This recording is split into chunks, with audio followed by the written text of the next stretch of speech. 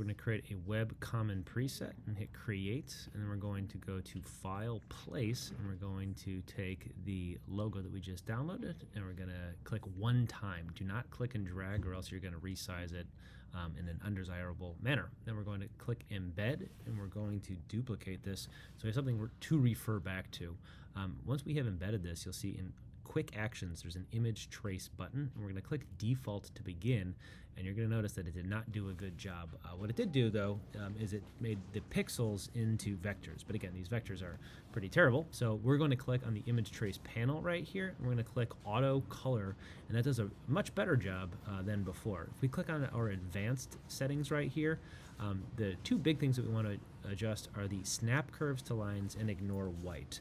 Notice right here that when it traced it, this image that had a transparent background for the most part got traced as a white background. So we're going to click ignore white to get rid of that. And I'm going to zoom in on this so that you can see it a little bit more closely. We're going to click snap curves to lines right here. Snap curves to lines right here.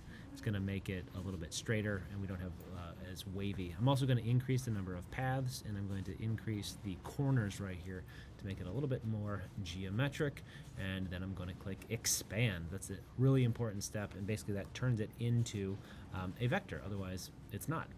Anytime you image trace something, the first step is to click image trace, but then to refine the settings, and then you have to expand it and clean it up. So we're in the cleanup phase right now. Notice this isn't in line, so if I press Command R to turn on my rulers, I can fix the chimney. I'm going to get rid of these handles right here and right here, and get rid of that one as well as this one here. I'm feeling pretty good about this. Now, notice that the letters did not trace well, so we're actually just going to recreate those. So I'm going to select everything and then press delete. We'll come back to that a little bit later. For this next step, what we're going to do is modernize this logo as well. So I'm going to select everything right here and I'm going to unite it, and then I'm going to turn it into the color black, like so. Now what I'm going to do is create that same separation that I have right here on this side, and the way that I'm going to do that is by creating a long skinny rectangle like so, and I'm going to make the rectangle match this angle right here. Now if I turn this, I'm going to make it like a light gray so that it sort of looks like the background, but eventually we're going to get rid of it altogether. You can see it is going to clean up these edges right here, so no longer are they wavy or anything like that. It looks a lot better like so. So now I'm going to duplicate this. I'm going to right click, transform, and reflect, and on the vertical axis hit OK. I'm going to line it up right here, and I'm going to duplicate it one more time and line it up right here.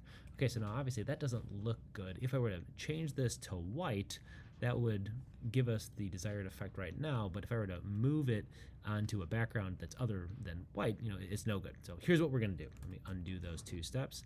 We're going to select everything. We're going to use our shape builder tool right here.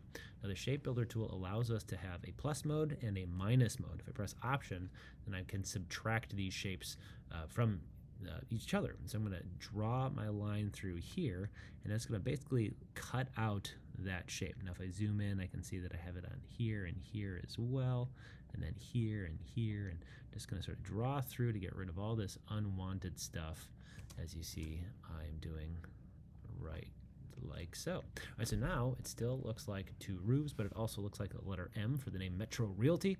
Last step is to take my type tool. I'm going to click one time. I'm going to type Metro Realty, and I'm going to change the font from Myriad Pro to Arial.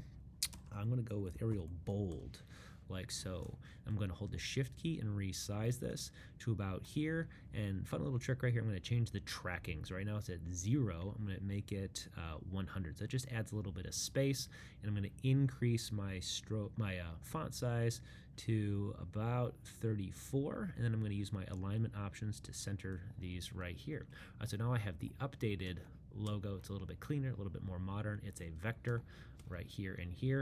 And then a fun thing that we can do is take our rectangle tool, and we're going to create a black rectangle like so, and then we can duplicate this new version of the logo, but we're going to make it, instead of black, we're going to make it white. All right, and we're going to put it on top of the black logo like so. All right, so by the end of this logo design, project, we should end up with the original right here. It's pixelated.